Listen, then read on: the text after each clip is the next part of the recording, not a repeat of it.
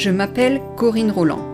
Immergée dès mon plus jeune âge dans la protection de l'environnement par un père passionné d'ornithologie, je me suis naturellement orientée vers la photographie naturaliste et l'éthologie des espèces observées.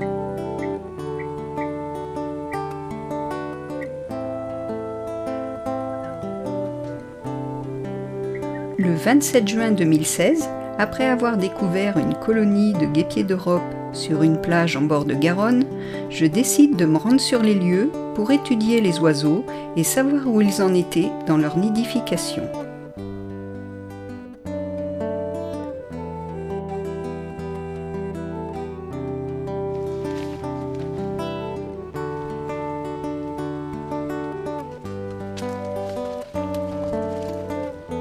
Installé en tente-à-fût, je constate que les 3 terriers sont occupés et que les 3 couples sont en situation de nourrissage.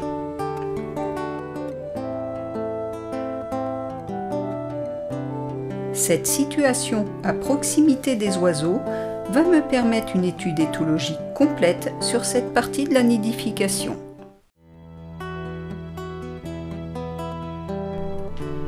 Le guêpier d'Europe est un oiseau magnifiquement coloré.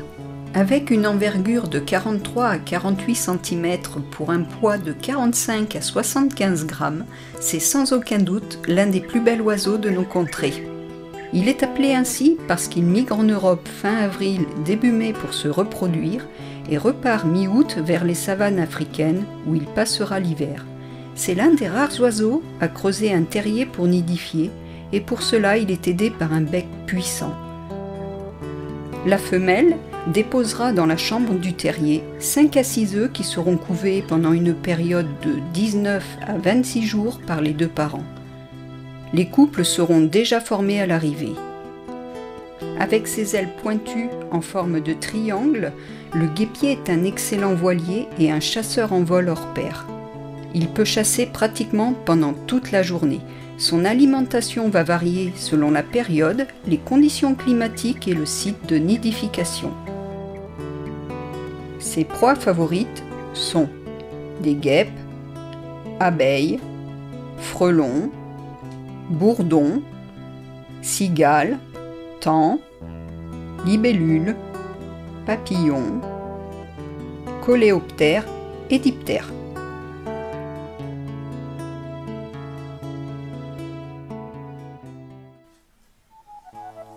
Les petits guêpiers sont des chasseurs nés. À peine ont-ils mis le bec dehors qu'ils sont déjà à l'affût du moindre mouvement. Ces petites boules de plumes ne ratent pas l'occasion de réussir une chasse si un insecte a la mauvaise idée de passer trop près de leur convoitise.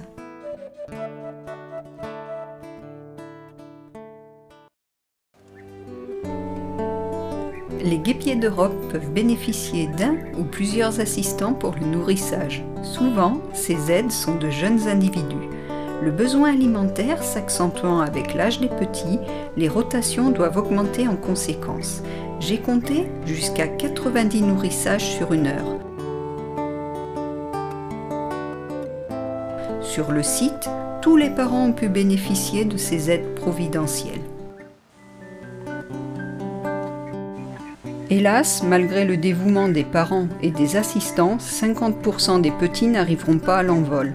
Victimes de la malnutrition ou de la prédation des couleuvres, des belettes, qui peuvent se glisser dans les terriers.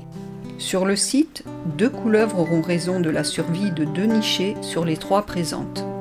Cette couleuvre, qui me fixe avec insistance, sort bredouille d'un terrier utilisé par les guêpiers.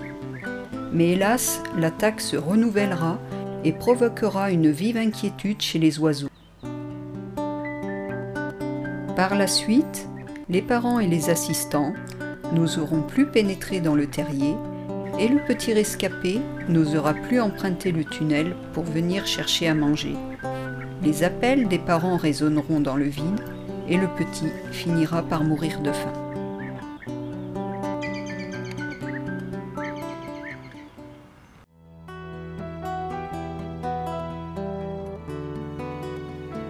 En dépit de la prédation des 2 couleuvres, la nichée du terrier du centre sera préservée. Les parents et les assistants ont beaucoup à faire pour nourrir les 5 petits encore présents.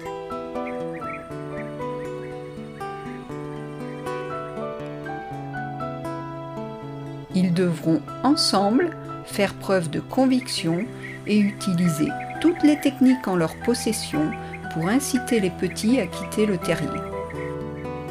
Avant d'utiliser la méthode que j'ai appelée la technique de frustration, les adultes accentuent de façon intensive le nourrissage des petits durant 1 ou 2 jours, pour ensuite, les jours suivants, limiter ces derniers au strict minimum.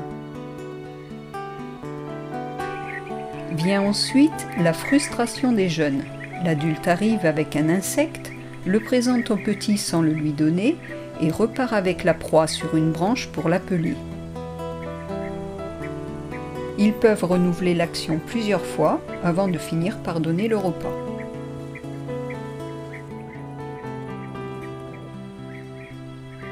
Parfois, après avoir frustré le petit qui se tient à l'entrée, ils destinent le repas à un autre petit de la fratrie. Pour cela, l'adulte pénètre complètement dans le terrier. La méthode de frustration ne fonctionne pas à tous les coups.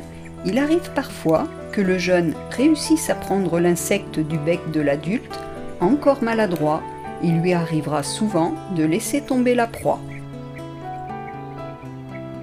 Les 2 autres techniques utilisées sont la technique de sollicitation par les appels et celle du manque par les faux départs.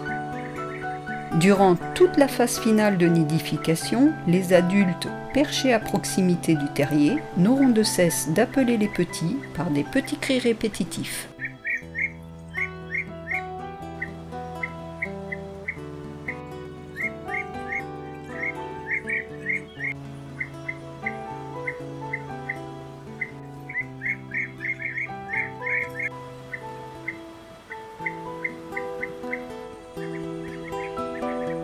Lorsque les adultes sentent arriver le temps de l'émancipation, ils synchronisent des faux départs tout en continuant leurs appels.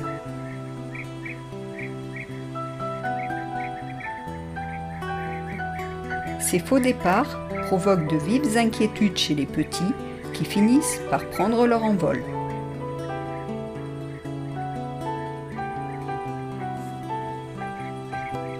Si 2 petits se retrouvent à l'entrée du terrier, les chamailleries et les bousculades qui s'ensuivent peuvent favoriser le départ. C'est ainsi qu'à 10h10, le 25 juillet 2016, le premier petit fera ses premiers pas dans les airs.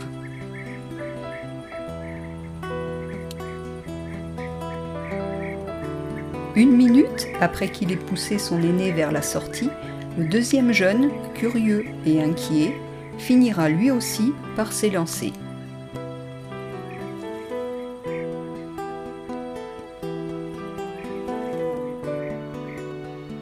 Le troisième petit prendra son élan le 26 juillet à 9h05. Je raterai malheureusement le départ, car avant l'envol, le petit pour s'élancer rentrera complètement dans le terrier et j'arrêterai de filmer à ce moment-là.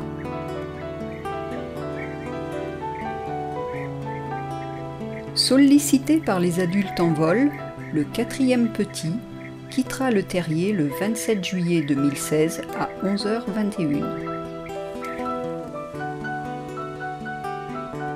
Ce même jour, à 13h38, juste après une tentative de prédation de la couleuvre, la maman, dans l'urgence, utilisera la technique de frustration tout en encourageant le petit dernier pour lui permettre de prendre son envol et ainsi d'avoir la vie sauve.